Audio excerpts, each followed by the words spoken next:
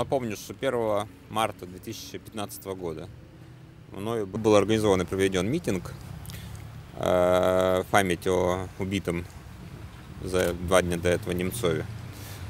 Вот. И сегодня, соответственно, произошло мое задержание, именно связанное с проведением данного митинга.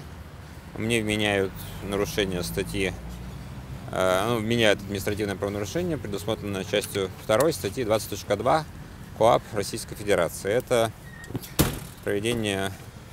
организация проведения массового мероприятия без согласования, без получения необходимого согласования. Сейчас в суде объявлен перерыв в связи с...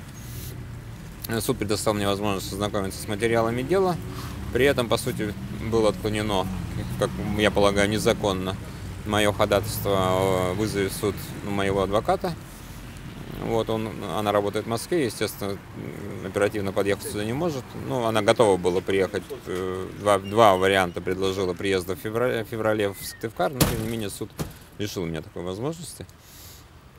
Я полагаю, что мое преследование незаконно, потому что есть правовые позиции Европейского суда по правам человека, в том числе высказанные по постановлениям против России, по делам против России, где сказано, что, в принципе, когда случается события шокирующие, неожиданно случается событие, шокирующее общество, то люди могут собраться и не прибегая к процедуре согласования.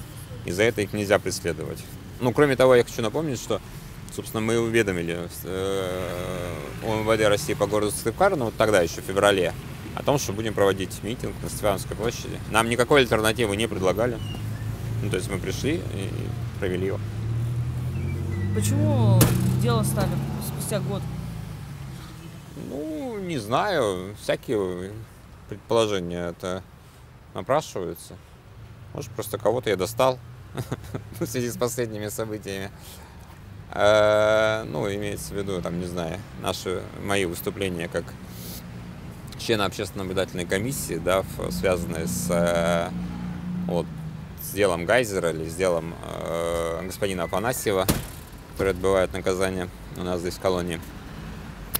Может быть, просто план у них не выполнен, и они решили так его выполнить. Не знаю.